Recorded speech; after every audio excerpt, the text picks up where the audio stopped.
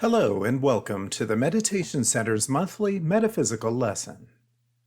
This month, we explore the idea of the deadly sins and how to avoid those energies in our lives. Today's discussion is inspired by 1 Samuel chapter 18, verses 6 through 9. And it reads, After David came back from killing the Philistines, and as the troops returned home, women from all of Israel's towns came out to meet King Saul with singing and dancing, with tambourines, rejoicing, and musical instruments. The women sang in celebration. Saul has killed his thousands, but David has killed his tens of thousands. Saul burned with anger. This song annoyed him. They've credited David with tens of thousands, he said, but only credit me with thousands. What's next for him, the kingdom itself? So Saul kept a close eye on David from that point on. And so it's written. Which way do you go when things don't go the way you think they should? Do you follow the easy path led by your emotions, or do you step aside to meditate and find a peaceful outcome? We've all heard of the 7 deadly sins: pride, greed, lust, envy, gluttony, wrath, and sloth. They are challenges we experience in our human life. Today, our discussion uses the example of 3 of them: envy, pride, and wrath, and how to avoid these types of responses entirely. Envy is an unhealthy admiration or desire of someone else's qualities or possessions. Pride is an expression of self-importance over others. Wrath is lashing out against things you don't like or with which you don't agree. The 3 of these work together in ways that can be ugly and harmful, and we see examples almost every day in the news, in our communities, and in our world. And we see examples in our scripture lesson too. In today's scripture passage, David has slain Goliath and vanquished the Philistines. No one, especially King Saul, believed it was either wise or sensible for anyone to try to take it upon themselves to fight such formidable opponents. Saul even offered David his armor because he thought he would need the protection, but it only encumbered David. David went out on his own, unprotected, and was able to defeat the enemy and return home triumphant. Saul was resentful. He felt like all of the attention was on David and not on himself, the king who deserved and demanded unconditional respect and admiration. The crowds cheered David, comparing his feat to those of Saul. You could say David was getting better ratings, which made the king feel less successful, less powerful, and less potent as a leader. Saul was frustrated and jealous and took his frustrations out on David. After the Goliath incident, the king went to great measures to make David look bad, and even hoped that he would die. He convinced David to marry his daughter, but David didn't consider himself worthy of being the king's son-in-law. Saul asked for the death of 100 Philistines to prove David's devotion. Saul didn't believe David could come out of such an effort alive, but he succeeded. The king ordered his sons to kill David, but one son, Jonathan, warned and protected David, becoming a close ally. Jonathan talked his father out of trying to kill David, but secretly Saul continued to plan for David's murder. Then David's wife, the king's daughter, did her part to protect David and help him escape. Meanwhile, David vanquished the Philistines, and the crowds adored him. Saul was furious, and David fled, knowing he'd certainly be executed if Saul caught up with him. All along, people secretly told the king where David was, and others told David about the king's actions. Saul finally caught up with David. David cut off a corner of Saul's robe and was immediately remorseful. Somehow, by grace, they talked, and David demonstrated that he was not a bad person and didn't deserve to die. Of course, this wasn't good enough, and Saul once again started listening to others who convinced him that David was a threat. The chase ensued again, and the cycle repeated itself. Saul was so determined, he even went to a medium, the woman of Endor, to ask the spirit of Samuel what to do. Samuel told him that David was taking his kingdom away from him. Eventually, Saul found himself in a battle with the Philistines, and capture was imminent. He committed suicide to avoid the torture that would come if that should happen. And that was the end of King Saul. Now let's take a look at the dynamics of this story. Saul is proud. He's the king and demands respect. He deserves credit for the successes of the Israelites. There's one of the deadly sins, pride. Saul then sees David being independently brave, even refusing the protection of the king in his effort to kill Goliath and later the Philistine army. He's envious and resentful because it all happened without his involvement. There's another deadly sin, envy. Because of this, his ego can't stand the attention that David is getting over him and the comparisons that people are making, so he vows to rid himself of the nuisance. That brings in a third deadly sin, wrath. Through his selfishness, Saul has elevated himself to a nearly godlike state where his word and his desires take priority over anything else. Pride, envy, wrath. Now keep in mind, metaphysically, we do not see sin as an unforgivable act. We see it as error thinking. In other words, letting our ego mind drive our actions instead of acting from a spiritual place of thinking. How many of us have similar struggles, even if not on such a dramatic scale? How easily do we become offended by what someone says or does, or resent when someone does something good and we wish that we had thought of it ourselves?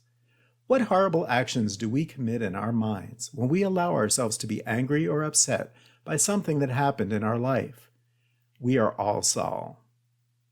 Then again, how many of us have felt good about doing something kind or helpful for someone else? How often are we modest, even when others are praising us, because we know we didn't do it for the praise? We're all David, too. Metaphysically, every person, place, and situation found in the Bible represents an aspect of our own consciousness. It's up to us to decide which ones we allow to express. Let's take a look at the metaphysical meaning of the elements of our story. David means beloved or well-loved. He is the divine love in our human consciousness. David especially illustrates our human love for God, truth, and goodness.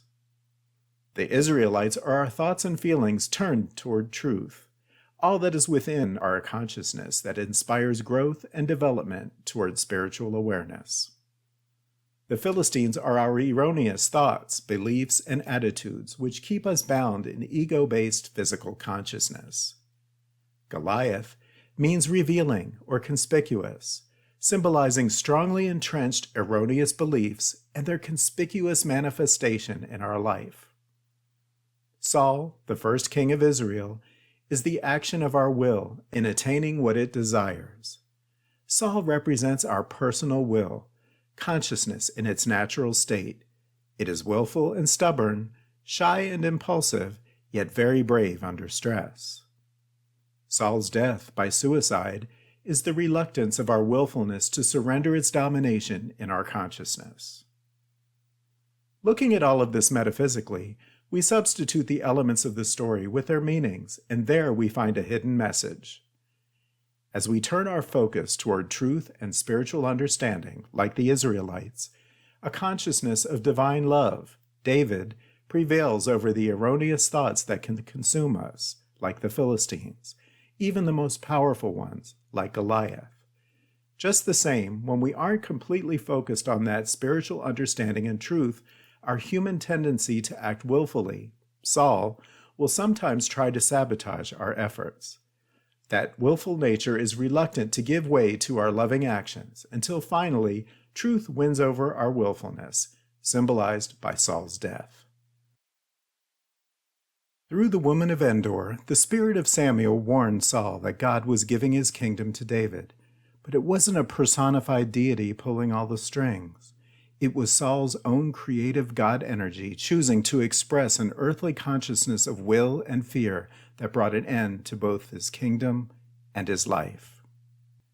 This is an important lesson, one we can learn with perseverance.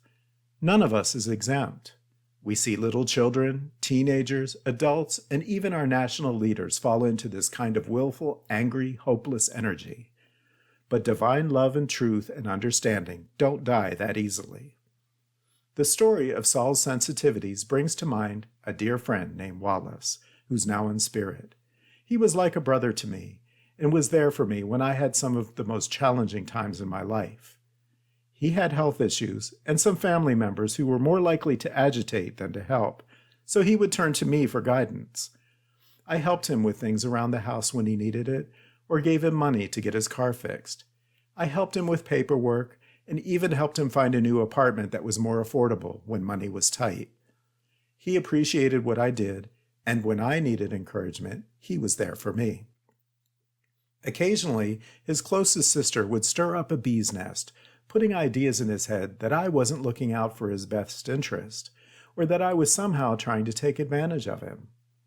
Like Saul, Wallace would get all caught up in the energy that his sister was stirring up. He'd let his emotions get the best of him instead of taking time to think things through clearly, and then he would lash out with anger, suspicion, and skepticism. Then I would have to sit down with him, review the situation, and remind him how the things that his sister had said didn't even make sense. Wallace was David, kind and appreciative, and brave in facing the challenges in his life. He was also Saul, resentful and cynical at times, and taking anger out on the people around him.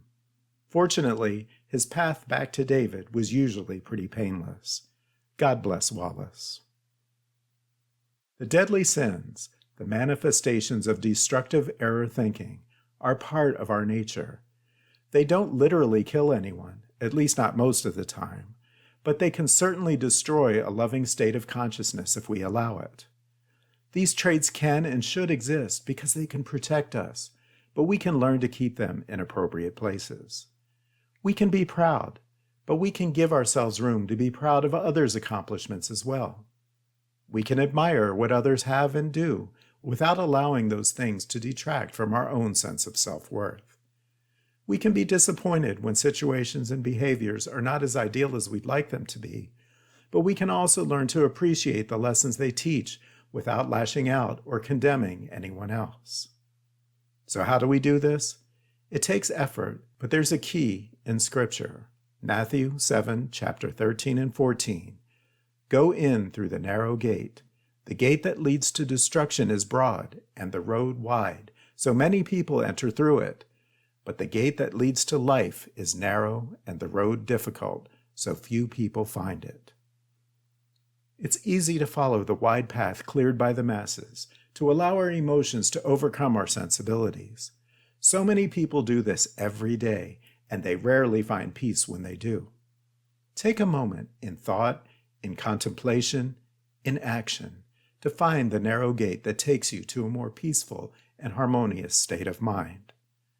There is an example of this key to happiness found in the children's novel The Secret Garden by Frances Hodgson Burnett. The story begins in a village in India which has been decimated by a cholera epidemic. A lone survivor, an orphaned and rather needy and unpleasant little girl, is sent to live with a wealthy relative in England. She is proud. She treats everyone like her own personal servants. She is envious and bitter because she no longer has the comforts and freedom that she once did. And she is wrathful, making the life of the servants a living hell when she doesn't get her way. Her uncle is mean and bitter and doesn't want to be bothered with his new guest. The house is like a mausoleum, full of strange noises, and the girl is scared. There isn't much to do, so she spends time exploring the grounds of the estate, which are gray and gloomy, but provide an escape from the even grayer and gloomier room that she's confined to otherwise. She meets a neighbor boy who gradually provides a little light in her life. In their explorations, they become curious about a walled area on the grounds of the estate, completely surrounded by thick bushes. Their curiosity inspires them to figure out what's on the other side of that wall. They search and finally discover a gate in the wall that's been padlocked and completely grown over with ivy. Before long, they discover a key that opens the lock, and they sneak in to find an expansive garden that, despite its jungle-like appearance, was obviously once lush and beautiful. They see that a huge limb has fallen out of a tree on a little table and chair underneath. In a moment of inspiration, they make it their quest to clean up the area and make it beautiful again. their own secret garden. The groundskeeper discovers their intrusion, but instead of punishing them, he helps them. By the next spring, the secret garden has become a beautiful oasis in the center of its drab surroundings. Evidence of its prior ugliness is gone. The uncle becomes livid when he finds out that they've broken in, but when he sees the beauty that they restored, he can't help but forgive them. In the girl's hopelessness of losing her parents and her home and living in a strange, frightening, faraway place, it would have been easy for her to harbor resentment and allow herself to grow just as bitter and unpleasant as everyone else on the estate. Instead of taking the wide path that had been trampled clear by those around her, she walked through a narrow gate that no one else bothered to traverse, and with hard work, she found joy that mended not only her own broken heart, but the hearts of those around her. There is so much more to the story. I'll let you read the book or watch the 1949 film to discover the rest. In the examples we've shared today, the common thread is that even when the battles of our mind and of our life seem hopeless, eventually truth prevails. The lessons in this? First, find truth. Don't depend on what others have to say, whether it's your family, your friends, the news, or the internet.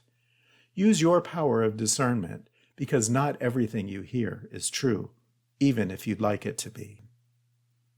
Second, live truth. Live and act from a place of love, compassion, and consideration, rather than expectations and condemnation. Third, share truth. Learn from life's examples of error thinking and be an example for others to follow instead of tearing them down. Find truth, live truth, share truth. Don't let love turn to hate. Step aside from the temptation to be consumed by the destructive thoughts we call the deadly sins. Avoid the potholes created by willfulness and paved over with resentment and judgment like Saul. Instead, take time to walk through that narrow gate that no one else notices. Learn to find peace, happiness, and satisfaction no matter what's going on in the world around you, like David. You will be a better person for it, and others will be inspired by your loving example. Peace to you. Namaste. For additional lessons and meditation ideas, visit our website at www.meditatewnc.org. Thank you for joining us.